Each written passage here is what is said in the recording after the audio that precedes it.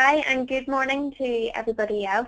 So my name is Catherine Devlin and I'm an occupational therapist here at Firefly. So I'm just going to run through some information on the UPSI and how it can be used in the home and school environments.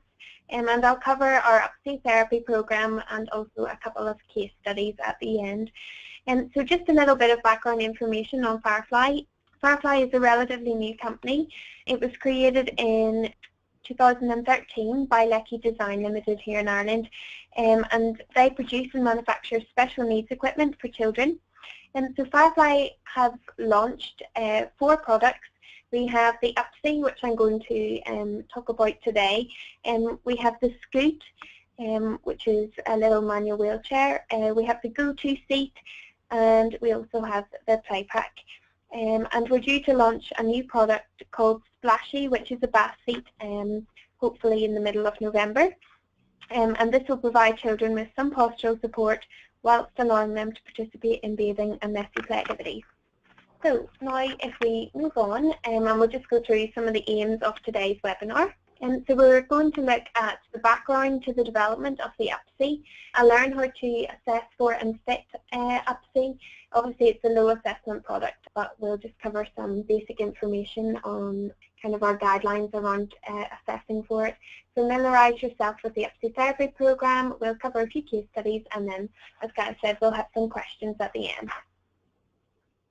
So if we then look at the UPSI, the background to the UPSI. So the UPSI is an upright mobility device which enables an adult to facilitate standing and walking with their child. So the UPSI was designed by a lady called Debbie Elnathan for her son Roten, and he was diagnosed with CP. So Debbie was informed that her son may not be able to walk, but she practiced walking with Roten by holding his arms and legs, and she was constantly bending and stooping and found this quite stressful. So she tried to come up with a solution herself, and she approached Firefly to help her design and manufacture the product. So she came up with the concept of UPSI, and then we've helped manufacture it for her. So UPSI, as you can see in the picture, consists of the child's harness and the sandals and an adult belt, and it was launched in 2014. So we'll just look at assessing for the UPSI then to see if it is suitable. So before using the UPSI with your child, you must be able to answer yes to the following 3 questions. So this is really important, as we've kind of gone straight to the market as such, rather than including the therapist. At least if the parent answers yes to these 3 questions, we know that a therapist has already assessed them. So if your child's already in the standing or walking frame, so again, this is important, so we know that they have been already seen by a professional and that is safe for them to stand or to walk. If they're standing, are the child's shoulders below your belly button? Again, this is important mostly for the adult. If the child is taller than your belly button, then it puts more strain on the adult's back. And that's why we recommend, more for health and safety and for back care, that the child is below your belly button. So if the child is above the adult's belly button, then we'd recommend that either they get another adult that would be suitable, or else that you don't use it. And if your child and you can both stand upright whilst using the UPSI, so that would be maybe if the adult's body shape alters your child's posture, so maybe if they're slightly overweight or if it's a lady and they're pregnant, then we wouldn't recommend that you use the UPSI. So it's important that these are considered then when you're looking to see if a child is suitable for the UPSI or not. Some conditions that we have used the UPSI with would be cerebral palsy, Down syndrome, spina bifida, and really any for any motor impairment. So then if we look at the UPSI components, so the UPSI consists of 3 parts. So we have the adult belt that you can see on the left-hand side of your screen, then the harness in the middle, and then the sandals. And that is where the child is then connected with the adult so that they can take the steps. So you can see the smaller child's sandal attached to the adult sandal. So the UPSI harness comes in 4 sizes. We have extra small, small, medium, and large. The weight limit on the small and extra small is 15 kilograms. The weight limit on the medium harness is 20 kilograms, and the large is 25 kilograms. And all these measurements can be found on fireflyfriends.com website. When you're taking some of the measurements, we recommend that you measure from just under the child's arm, so kind of from their underarm just to the top of their pelvis. We also recommend that you measure their chest circumference. All of the fastenings are Velcro on the upsy around the kind of more of the waistcoat section, and then they're fastened with a buckle, and the shoulders are little snap fasteners, and then the buckle secures that as well. We also have a therapist kit which can be bought, and it includes one size of all the harnesses, plus 2 belts and 1 pair of each size of sandals. So if you buy the extra small, it will come with instant sandals automatically, and if you buy the small, medium or large, it comes with the standard sandals. Okay, so if we then look at assembling the upsy. Step 4. Connecting the child harness to the adult belt. Ensure the 4 connecting straps on your adult belt are fully extended before attaching to your child's harness. Connect the grey straps on your adult belt to the matching grey strapped buckles on the lower back of your child's harness. Connect the black straps on your adult belt to the matching black strapped buckles on the shoulder of your child's harness. As a final check, ensure buckles, Velcro and press studs are all securely fastened before standing up. Do not make any further adjustments to these once you stand. If you do need to make further adjustments to the buckles, Velcro or press studs, remain seated. Stand up slowly. You may need to give your child additional support by you or an assistant holding onto them until the connecting straps are tightened. Your child may fall forward while the connecting straps are still in their extended position. Adjust the connecting straps evenly. Some people find it easier to do one side at a time. Your child's grey pelvic straps should be adjusted first, as these hold your child at the correct standing height. Then, adjust the black shoulder straps to maintain your child's trunk in an upright position. Tuck excess webbing out of the way to prevent tripping. Do not over-tighten the straps, as this will cause the child to hang in the harness, placing you at risk of back strain or losing balance.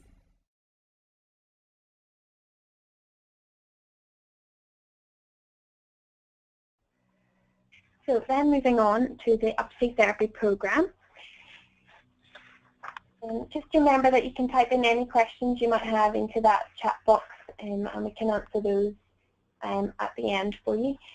So the upsy therapy program then, since we did go straight to market, with the upsy initially, we thought that an upsy therapy program would be of use to parents and therapists. So we launched this at the start of this year. And it was just to show how the upsy can be used in therapy and also for family participation. We designed a model called MAP, which stands for Mobility, Ability and Participation. And within the upsy therapy program, there is a mobility and ability assessment. So this is looking at how you initially assess the child and then looking at how you can review and monitor their progress. And also within the upsy therapy program, we provide activity suggestions depending on what area of development you want to work with. So for example, maybe if you want to role Play-Doh, we've kind of defined it into a table where this will show, okay, it works in fine motor skills, bilateral hand function, visual motor skills, and also their sensory skills. And so we break it down into developmental categories. So I'll just go on to explain a little bit more about MAP. So this is our model, again, placing the child at the centre, and then looking at how our product can help with mobility, participation and ability. So it was based on the ICF, which is the International Classification Model for Children and Young People. And this considers how a child's condition impacts on the activities that they can participate in. However, we do realise that the child's environment and personal factors also influence their development. So at Firefly, I suppose we believe that although we cannot change the child's condition or diagnosis, that through our products that we can have an influence on their body structures, activities, and what they're able to participate in. So this is how we came about designing our own model map, and this shows how our products can help children with a disability. So throughout all of our therapy programs, we have used this model and based all our activities around it. So this is just an example of our activity suggestions. And again, I should mention that the picture might not be very clear on this PowerPoint, but our therapy program is available to download from the therapist section of the website, and you'll be able to view all these tables then, and they might be clearer for you to see. So this just provides an example of one of the activity tables that I was just talking about. So for example, this looks at gross motor skills, fine motor skills, so bilateral hand function, visual motor skills, communication, everyday activities, and sensory skills. And it will show you then activities, and depending on what area of development you want to work towards. Okay, so now we will just move on and run through a few case studies, and this might just explain it slightly better. So at Firefly, I do some individualised programs for some children who have bought the YAPSI. So this is an example of a little boy called Jamie who's 2 years old, and he was diagnosed with the monocarboxylate transporter 8 syndrome. So this is just a thyroid hormone cell deficiency transporter which causes neurological disorders. So he has some developmental delay. It has affected his speech, his muscle tone, and he has reduced muscle mass. And this is an inherited condition, and it only affects males. So he has low tone and reduced gross and fine motor skills. He wore a neck brace when I initially met him. He had started using eye gaze technology, and he receives physiotherapy, occupational therapy, and speech and language therapy every month. So I suppose his mum is a single parent, so she spends a lot of time travelling to his appointments, so she wanted to make his time in UPSI as valuable and as therapeutic as possible, and therefore wanted to make the most out of the time that she was able to spend with him, so that he would be able to develop. So then if we look at his initial assessment that we completed with him, and this will show, so this is just an example of the mobility assessment I mentioned, following on from our MAP model. So within the therapy program, we have focused on head control, weight bearing, then having a walking pattern with full help from the adult, a walking pattern with some help, and a walking pattern without the sandals. So then we've broken this into stages, so how are they going to work towards achieving this goal? So maybe this started on stage 1, which would be not able to lift their head, and then ultimately we would like them to work towards stage 5, which would be maintaining head control in an upright position. So when I was first talking to Jamie's mum, we kind of decided together that he'd be at stage 3. So he was able to lift his head upright for between 5 to 30 seconds. And then his goal was to maintain that or to progress to stage 4. Within weight bearing, again, we decided together that he would be at stage 3, again to maintain or work towards stage 4. And again, same for the walking pattern with full help from the adult. So he then was at stage 3 as well.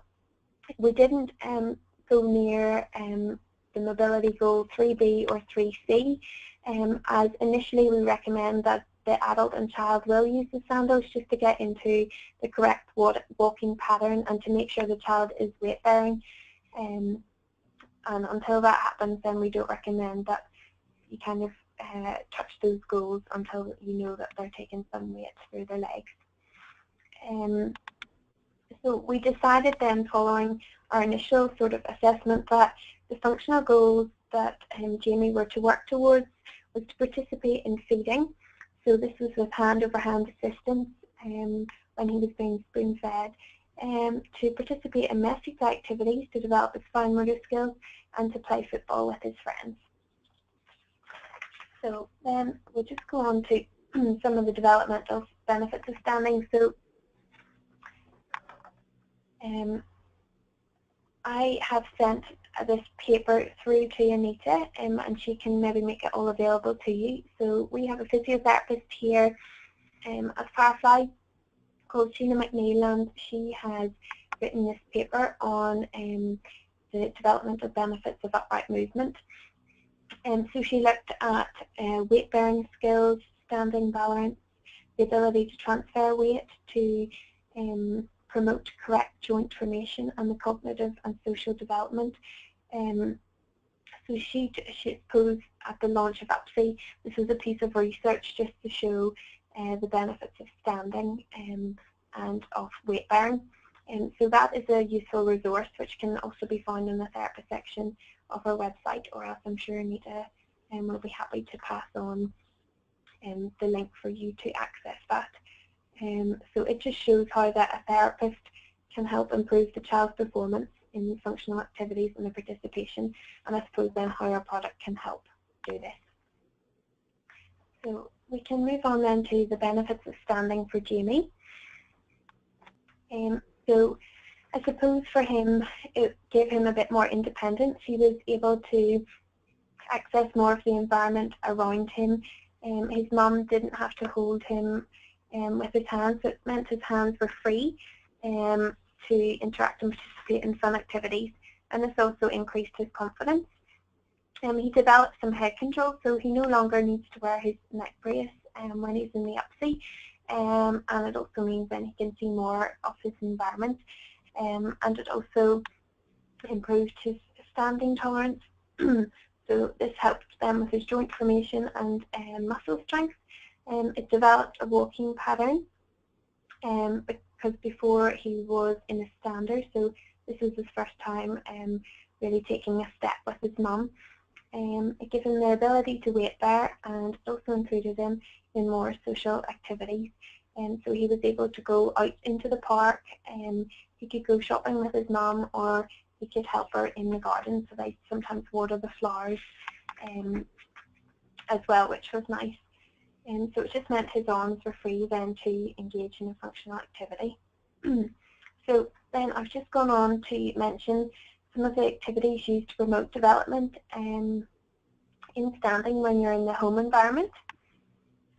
So I suppose this is just general for any child when they're in the UPSI. So normally they would use maybe a wheelchair or buggy, but the UPSI, I suppose, it's a nice piece of equipment, and it's not bulky, maybe like some other mobility devices as a walker or stander. So it does allow the child to go up close to maybe something that they want to interact with. So for example, maybe if the child goes to the farm or to a park, that they can go up close and touch the flowers or touch the animals, and they don't sort of have a frame around them preventing them to just get as close. We sometimes recommend that initially when you start using the UPSI that you will stand in front of a mirror. So this I suppose at the start, getting used to it, you don't really know what the child's doing if you're strapped to the child on your own and you don't have another adult supervising and telling you if the child's looking down or if they are holding their head up.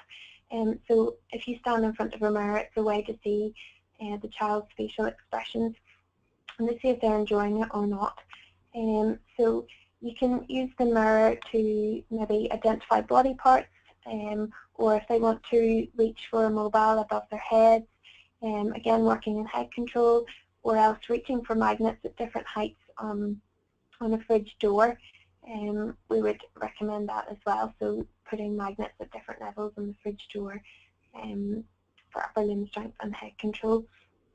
Again, you can see in the picture there that we've used the UPSI to encourage watering flowers in the garden, and also to select cutlery from the drawers in the kitchen, so this will help develop the fine motor skills and cognition. And also inclusion in some social activities, so they can go and play mini golf with their friends, or they could pretend to cut grass, so maybe dad's cutting the grass and they could have their toy lawnmower alongside. or they can play at a sand or water table. And again, the UPSI can be machine washed, so if it does get slightly dirty or wet, it can be put in the washing machine and cleaned quite easily. So then if we look at how it can be used in school, so it can be used in therapy sessions or either in the playground or classroom. So the child, maybe if they're in their wheelchair or classroom chair for the majority of the day, the UPSI can be used possibly to walk up and down the corridor and use then as well as their stander. So maybe they could do 10 minutes in their stander and 10 minutes in the UPSI. And it also means that the child is at the same sort of level as their peers. So if they're in a wheelchair, they might be slightly lower down than their friends. So it's nice that they can be up at eye level and communicate with their friends as well. And then also it can be used during therapy sessions to work on fine motor, gross motor skills, to develop their head control or weight bearing.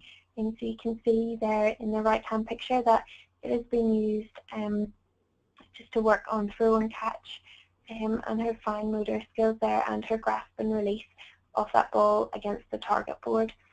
So again, there's many ways that the UPSI can be used in school as well as the home environment. So then we'll just finish up with Jamie just to see how that he is doing now. So after the interventions mentioned, his mum has now noticed that he has an improvement in his ability to transfer objects from one hand to the other. So she thinks his fine motor skills have improved. And he's also able to hold the spoon slightly better, again, still with hand-over-hand assistance. His head control has improved. As we said, he no longer required use of his neck brace. He can interact and communicate with his friends at eye level, and he has increased confidence to weight bear and initiate stepping. So his mum now feels that he is now initiating the step and he wants to take the step, and she can feel that whenever she's attached together through the sandal. So then we'll just finish up with the MAP review. So then, as I said, you can use the MAP mobility assessment just to review progress. So the 5-month review, we felt that Jamie had moved to stage 4. So that says that he can hold his head in an upright position for more than 30 seconds, but less than 2 minutes. So he was able to hold his head up enough to look in one direction or to look at an object, but it wasn't long enough to be more than the 2 minutes, but it was still progress. He had maintained stage 3, which was for the weight bearing, and also he was still walking with full assistance at stage 3. So he had continued to stay at 11 to 20 steps, but again, that is better if the parent knows that he is weight bearing than maybe 20 steps of him just hanging in the harness and not taking as much weight. So he is now, Cole is now working on hitting a tennis ball, on reaching out to touch and hit a pendulum. So again, it's just working on hand-eye coordination. Again, he's planning to reach the items at the fridge, and he's completing easy tasks during baking activities with his mum. So his mum has felt that it has been very useful using the UPSI to also as an educative tool as well, and to promote therapy within the home. So then, just as a comparison, and to give another example, then we'll look at Max and his experience. So Max uses orthotic straps, which again are important. So some kids with spina bifida may have these, and we would recommend that they are used with the UPSI sandals. So Max is a 7-year-old boy who has been diagnosed with quadriplegic cerebral palsy, and dyskinesia. So he has involuntary movements. He's at level 5 on the GMFCS scale. He communicates using eye gaze technology. He has fluctuating head control and muscle tone. He receives again, occupational therapy, physiotherapy and speech and language therapy. And as I said, he wears these orthotic straps to prevent his knee turning in. So without these, he was hanging in the harness, and he wasn't taking any weight through his legs, and also his knees were touching each other when he was walking. So with his straps, it means that he's taking a normal walking pattern. So in this case, Max, he preferred walking without his sandals, but I encouraged his mum and him, just trying to explain it to him, that to develop sort of a normal walking pattern, that we encourage using the sandals for the majority of activities, and then we give him a Saturday where he could have a fun day without his sandals, and this was a good compromise, and his mum was happy to do this. So then if we look at his initial MAP assessment, so Max was actually one of our first users of the UPSI, so he started using this in June 2015, but he didn't use the therapy program, so he initially started at stage 3 he started at stage 2 for head control, and stage 1 for weight bearing, and stage 2 for full help with pattern. Then whenever I met him in June this year, he was at stage 3 for head control, weight bearing, and stage 4 for the walking pattern with full help from the adult, and he was then at stage 3 for walking pattern with some help, and stage 3 for walking without the sandals. And again, walking without the sandals, he wasn't taking as much weight through his legs as I would have liked, so that's why I encouraged his mum to use the sandals as much as possible, and then that a Saturday would be his fun day. So the benefits of standing then for Max. So again, similar to Jamie, it increased his independence, it developed his head control, it develops his standing tolerance and ability to bear minimum weight through his legs. He can explore step standing, so this is where we encourage maybe you set up a stool or a low step and you're just lifting one leg up onto the step and back down to the ground, and then do that with the other leg as well. And just to alternate between this, just to encourage and to build up muscle tone, and that was also to work on his flexion and extension then of his knee.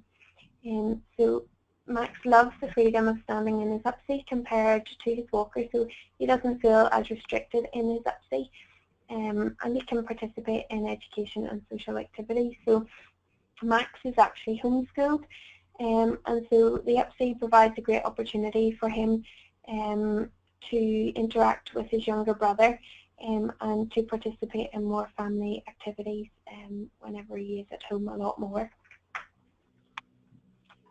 Okay, so following on from this then, how is Max doing now? So he has improved his head control. He can now tolerate holding his head in one direction for longer periods of time. So his mum had mentioned that whenever he was getting dressed, that he would now watch her put maybe on his top or put on his trousers, and he would actually follow those movements with his eyes and with his head and be able to maintain that position, whereas before he wouldn't have had that control.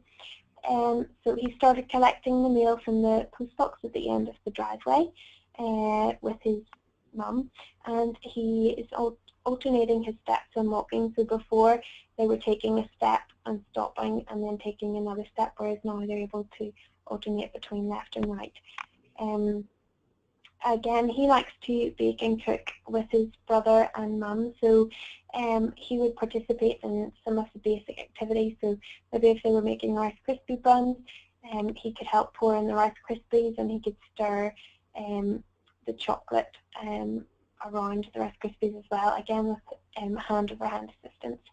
And it's good then for participation with his brother as well, and that they can build up a relationship with each other. So then if we look at the 2-month review then, so since Max has been using the EPSI therapy program, he has maintained stage 3 of his head control.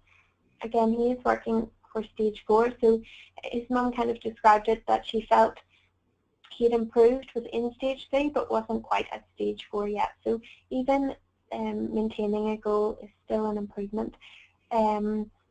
So she felt that he had improved to stage 4 in his weight bearing, so she could feel that he was initiating more of the stepping, and again when he was alternating his steps, she felt that his weight bearing had improved, and that he had also improved to stage 5 when walking with full assistance and with some help, and he was at stage 4 with no sandals. So before, without the sandals, he was kind of taking a bit of a jig and nearly more dancing in it, whereas now he is able to maintain his step and hold it onto the ground.